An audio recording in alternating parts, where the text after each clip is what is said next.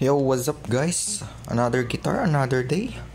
So, ito, tatry ko pong i-troubleshoot yung problema ng gitara ko. Do it yourself repair. Yan.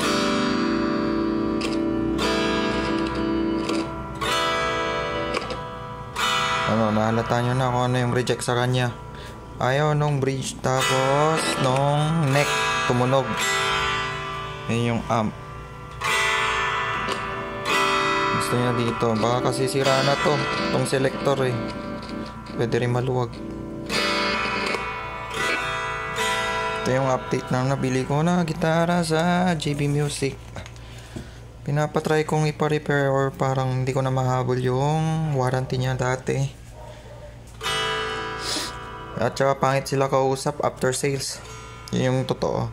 Charot. Kaya do it yourself repair ko na lang. Puting-tingin ko ba? Ayaw talaga boy. Ganyan, dapat ganyan siya eh.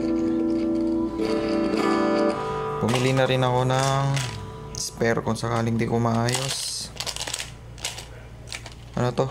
Yung kumbaga hindi ko na magamit yung mismong selector. Parang maluwag siya kasi oh.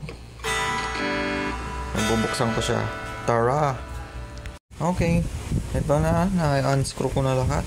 Kinalawang na rin yung mga screw niya. So, moment of truth. Tignan na natin. Sheesh. Ayan o. Ito yung loob. Ayan, pinalitan ko po ng selector switch. Ito. Medyo pangit lang yung pagkaka-solder ko. Pero connected pa rin naman yan. Alright.